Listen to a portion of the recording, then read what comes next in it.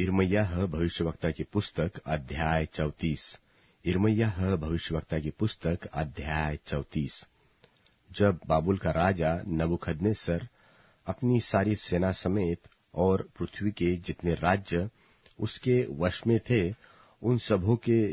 लोगों समेत भी यरूशलेम और उसके सब गांवों से लड़ रहा था, तब यहोवा का यह वचन यिर्मयाह के पास पहुंचा कि इस्राएल का परमेश्वर यहोवा यो कहता है कि जाकर यहूदा के राजा सिदकिय्याह से कह कि यहोवा यो कहता है कि देख, मैं इस नगर को बाबुल के राजा के वश में कर देने पर हूं, और वह इसे फूंकवा देगा, और तू उसके हाथ से न बच निकलेगा।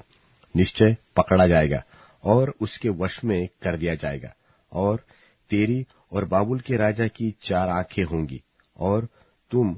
आमने सामने बातें करोगे, और तू बाबुल को जाएगा। तो भी हे यहूदा के राजा सिदकिय्याह, यहोवा का यह भी वचन सुन, जिसे यहोवा तेरे विषय में कहता है कि तू तलवार से मारा न जाएगा, तू शांति के साथ मरेगा। और जैसा तेरे पितरों के लिए अर्थात जो तुझसे पहले राजा थे, उनके लिए सुगंध द्रव्य जलाया गया, वैसा ही तेरे लिए भी जलाया जाएगा। और लोग यह कहकर कि हाय मेरे प्रभु, तेरे लिए छाती पीटेंगे। यहोवा की यही वाणी है।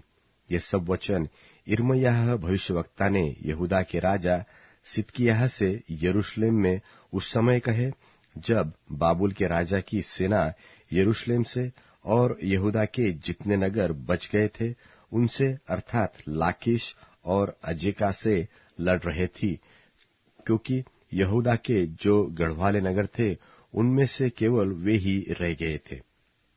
यहोवा का वह वचन यिर्मयाह के पास उस समय आया जब सिदकिय्याह राजा ने सारी प्रजा से जो यरूशलेम में थी यह वाचा बांधी थी कि दासों के स्वाधीन होने का प्रचार किया जाए, कि सब लोग अपने अपने दास दासी को जो इब्री व इब्रानी हो स्वाधीन करके जाने दे, और कोई अपने यहूदी भाई से फिर अपनी सेवा न कराए। तब तो सब हाकिमों और सारी प्रजा ने यह प्रण किया कि हम अपने अपने दास दासियों को स्वतंत्र कर देंगे और फिर उनसे अपनी सेवा न कराएंगे। सो उस प्रण के अनुसार उनको स्वतंत्र कर दिया गया। परंतु इसके बाद वे फिर गए और जिन दास दासियों को उन्होंने स्वतंत्र करके जाने दिया था उनको फिर अपने वश में लाकर दास और दासी बना लिया। तब यहोवा की ओर से यह वचन यिर्मयाह के पास पहुंचा कि इस्राएल का परमेश्वर यहोवा तुमसे यो कहता है कि जिस समय मैं तुम्हारे पितरों को दासत्व के घर अर्थात मिस्र देश से निकाल ले आया, उस समय मैंने तो आप उनसे यह कहकर वाचा बांधी कि तुम्हारा जो इब्री भाई तुम्हारे हाथ से बेचा जाए उसको तुम 7वें बरस में छोड़ देना। 6 बरस तो वह तुम्हारी सेवा करे, परंतु इसके बाद तुम उसको स्वतंत्र करके अपने पास से जाने देना। परंतु तुम्हारे पितरों ने मेरी न सुनी, न मेरी ओर कान लगाया। तुम अभी फिरे तो थे और अपने अपने भाई को स्वतंत्र कर देने का प्रचार करा के जो काम मेरी दृष्टि में भला है उसे तुमने किया भी था, और जो भवन मेरा कहलाता है उसमें मेरे सामने वाचा भी बांधी थी। पर अब तुम भटक गए और मेरा नाम इस रीति से अशुद्ध किया कि जिन दास दासियों को तुम स्वतंत्र करके उनकी इच्छा पर छोड़ चुके थे